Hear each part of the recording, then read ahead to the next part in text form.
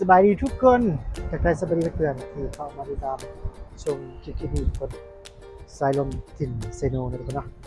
วันนี้เราจะมากรอกข้อมูลภาษีให้ทางทีมงานของเราทุกคนนะที่ว่ามาให้ดูแลช่องให้มาเบิ่งช่องให้ทุกคนจัดการเปิดสร้างรายได้จาก YouTube ทุกคนนะสำหรับช่องน้องชายของเราช่องหนึ่งทุกคนเพราะว่าตอนนี้ครับก็ขอพิมพ์ให้เพิ่นไปแล้ว2 ครั้งนะขอครั้งที่3เนาะเตรียมออกบัตรเลขเลขบัญชีธนาคารนะทุกคนเนาะแล้วก็ใส่บัตรประจำตัวยืนยันแทนทุกคน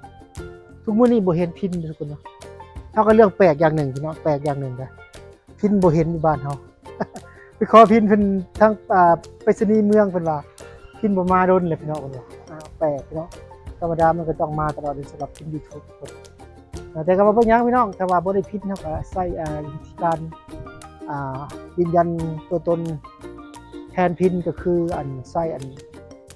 ยืนยันที่อยู่เพิ่นนะที่อยู่แทนพินน่ะก็คือใส่บัตรประจำตัวพี่น้องหลังจากที่เฮาขอพินไป3 ครั้งพอไป3 ครั้งปุ๊บครบ3 ครั้งพี่น้องครบ3 ครั้งก่อนจะกรอกข้อมูลบัญชีเลขบัญชีเนาะขออีกบัญชีบัญชีแล้วก็กรอกส่งรูปบัตรประจำตัวเพื่อนมาถ่ายรูปส่งบัตรประจำตัวให้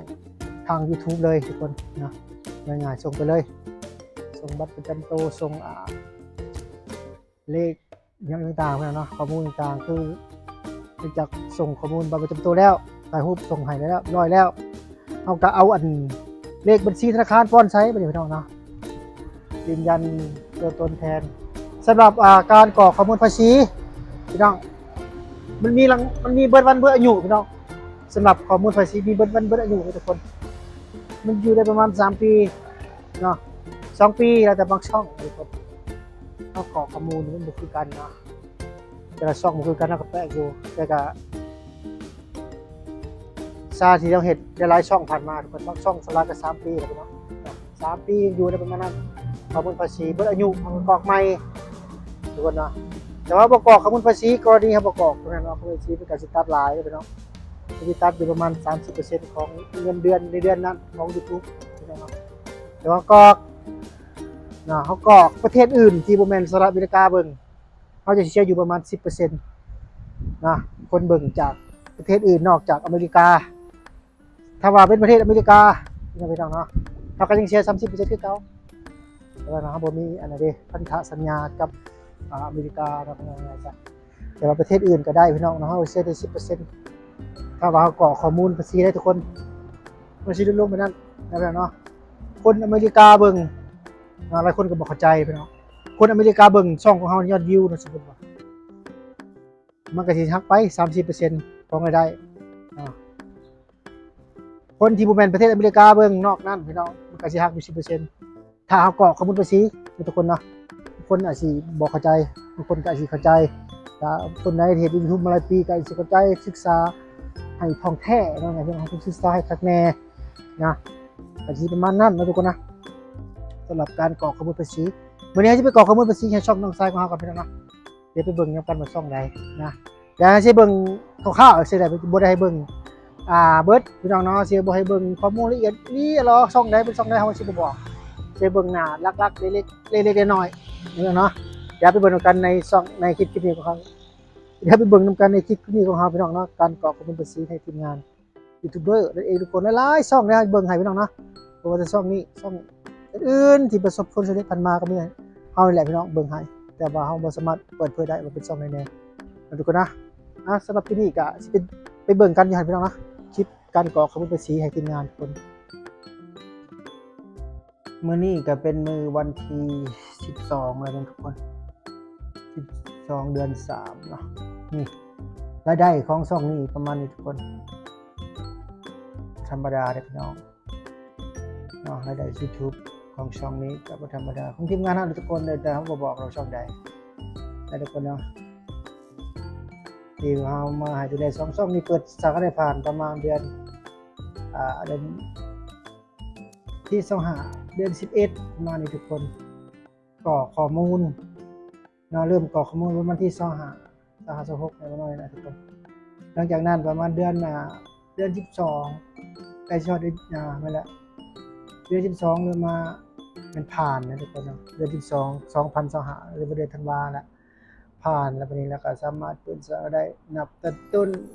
นับแต่มื้อนั้นเป็นต้นมาที่ประมาณสิเข้า3เดือน 2-3 เดือนแล้วทุกคนเอาง่ายๆซะ12 1 2 3เดือน3ของ3เดือนเลยทุกคนนะเอาก็ขออันพินไปแล้ว2เทื่อก็ได้2เทื่อแล้วตอนนี้เขาสิขอเทื่อที่3ในวันที่20นี้ทุกคนเนาะแล้วเขาก็จะใส่วิธีการโดยการยืนยันพี่น้องยืนยันตนแทนอันยังก็เอิ้นยืนยันที่อยู่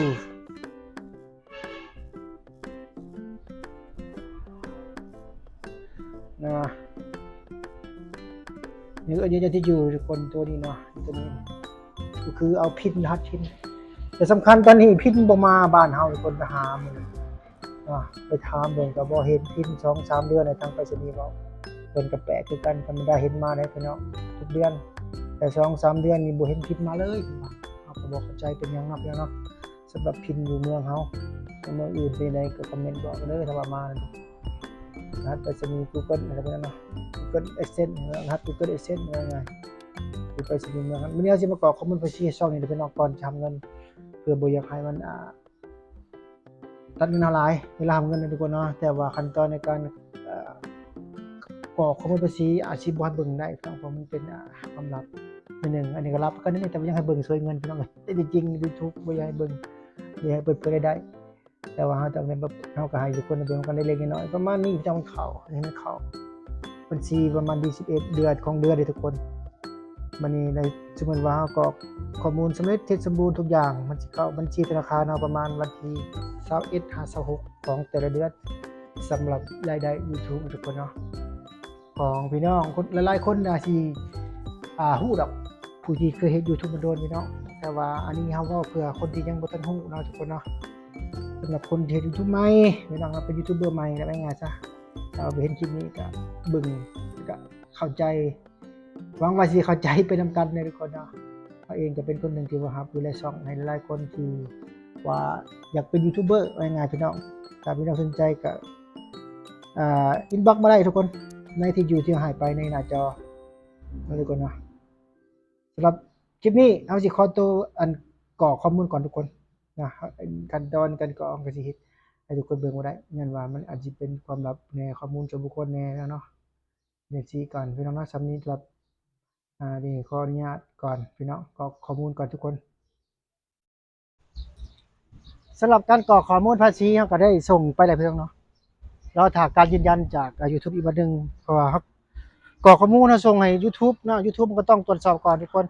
จะได้ก็รอถ้าเบิ่งอีกประมาณมื้ออื่นเนาะสิมาเข้าไปเบิ่งอีกว่าสิผ่านบ่สำหรับข้อมูลที่เฮาส่งไปให้ทาง YouTube ในการอย่างลดหย่อนภาษีเอิ้นการลดหย่อนภาษีลดหย่อนการหักภาษีนั่นไงใช่มั้ยเนาะก็คือเว้านะพี่น้องแต่ว่าเฮากรอกแล้วเนาะข้อมูลมันยังคือข้อมูลมันผ่านนะว่าง่ายเฮาก็สิสามารถลดหย่อนเปอร์เซ็นต์ในการหักของ YouTube ได้หลายเติบได้ทุกคนเนาะพี่น้องเว้าเลยพี่น้องประเทศอเมริกาก็ยังเสียคือเก่า 30% นอกจากอเมริกาคนที่บ่แม่นในประเทศอเมริกาเบิ่งเราก็สิเสียประมาณ 10% ประมาณนี้ทุกคนเนาะพี่น้องเนาะสำหรับข้อมูลในการขอข้อมูลภาษีจะวันนี้ทุกคนประมาณนั้นนะพี่น้องเนาะให้เบิ่งซำนี้คลิปนี้ของเฮาก็สิประมาณนี้บ่อีหยังหลายมากมายทุกคนเนาะคลิปมาเว้าเรื่องการกรอกข้อมูลภาษีทุกคนเนาะสำหรับคลิปหน้าสิไปอยู่ไสไปติดตามชมกันได้พี่น้องนะสำหรับคนใดที่มักก็ติดตามกด Subscribe พี่น้องคนที่บ่มักก็เลื่อนผ่านก็ได้เด้อทุกคนเนาะบ่ว่าหยังเด้อพี่น้องเนาะบ่ได้บังคับกันมีคอมเมนต์เนาะเข้ามาคอมเมนต์เฮาได้ว่าเฮาก็เว้าตามภาษาของยูทูบเบอร์เลยพี่น้องเนาะให้ทุกคนมาติดตามทุกคนก็บ่ได้บังคับให้ทุกคนมาติดตามพี่น้องเนาะแต่ว่ามักคลิปเฮาก็ติดตามพี่น้องเนาะบ่มักแล้วก็บ่เป็นหยังบ่ติดตามก็ได้เลื่อนผ่านบ่เป็นหยังเนาะมีคลิปบางมีคอมเมนต์มาคอมเมนต์มาว่าโอ้ยเป็นการบังคับให้คนมาติดตามขึ้นกับความสมัครใจก็สมัครใจก็ติดตามทุกคนบ่สมัครแล้วก็เลื่อนผ่านเนาะ เป็นอย่างนั้นนะทุกคนเนาะสำหรับคนที่มาคอมเมนต์เด้อทุกคนเด้อสำหรับคลิปนี้ก็สิจบเพียงเท่านี้ก่อนพี่น้องพบกันใหม่คลิปหน้าพี่น้องบ๊ายบายสำบายดีขอให้ร่ำให้รวยเด้อสำหรับคนที่มาติดตามเฮาก็ได้ร่ำรวย